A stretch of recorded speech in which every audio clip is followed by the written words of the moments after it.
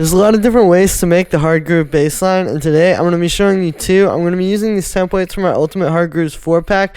The link to that is at the top of the description. It's got these 5 kits where you get the Ableton files, plus all the individual loops and all the samples as well. These are 2 from that pack, so definitely check it out so you can make your own tracks. Let's get going. So the first type of bass line I want to show you is made using a synth. And then you're actually going to kind of make that work with the kick. And they both work together. And I think this is really important too. It's not just the bass line, but it really is that like it bouncing off of the kick like that. You have to start with a good kick. See, I got this one. And then for the bass line, what we're doing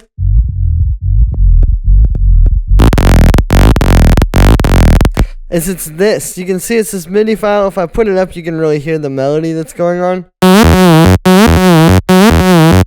Right, so it's not even the most musical thing necessarily, right? It's not really perfectly in a key. Like if you look at this, there are some things that would technically break, like being in a perfect key. But it's just the rhythm, and really it's the call and response, which again, you can really hear against the kick. It's like the 2 kicks, like the first one, and then the second one. Right? And then it's just really repetitive. It's just that same thing over and over and over. So you're really using the different notes more like percussion here. And also there's some glides, right? You can see this where like some of the notes glide into each other and some of them don't. And that also aids with the rhythm as well. For the actual sound, it's honestly pretty simple. It's just a saw wave. You can also use square waves. You can also make like cool waveforms with FM. Right, stuff like that. It really just depends on what you want to do. I think the saw wave is really good though for just like a steady, fat bass sound. And then we're low passing it. There's no key tracking on here, meaning the filter frequency is the same no matter which note you play. And then you can see I set the voices to 1 and then the glide. There's a sidechain on here, which I think is pretty important as well if you turn that off. Right, it doesn't have the same groove. And that goes back to making it work really well with the kick.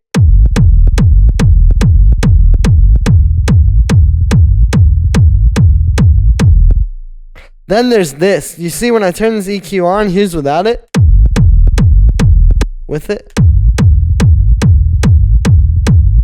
So we're actually cutting out a lot of what's technically like sub-frequencies. However, there's still some in there. And then we're just focusing it on the right sub-frequencies. And again, without it, with it.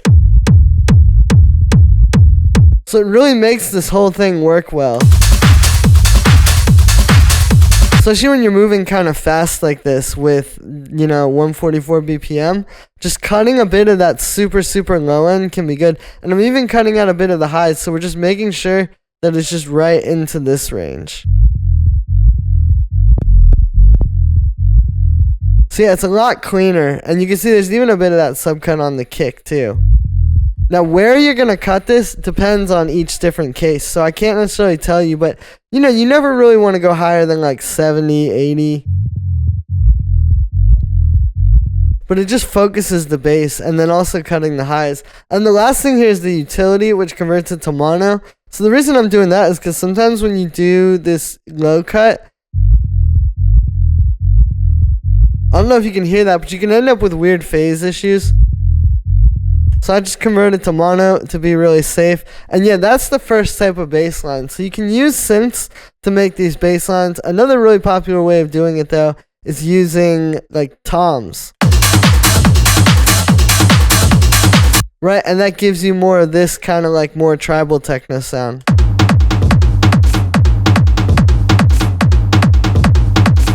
Now this one's a bit more straightforward. In this case, I have these 707 toms.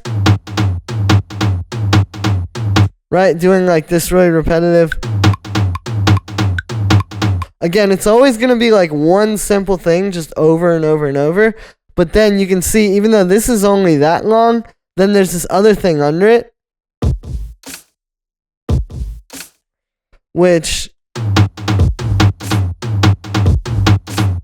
right? You can hear it just jumps in, and so that's a little bit of a longer pattern. So if you can make these complex kind of layered things where you have one really short pattern and then one pattern that's twice as long, you can create these really cool tom grooves. And again, it gives you more of that like tribal techno kind of like bass line, as opposed to the synth is a lot more clean and flat, right? So again, you can see the MIDI on this.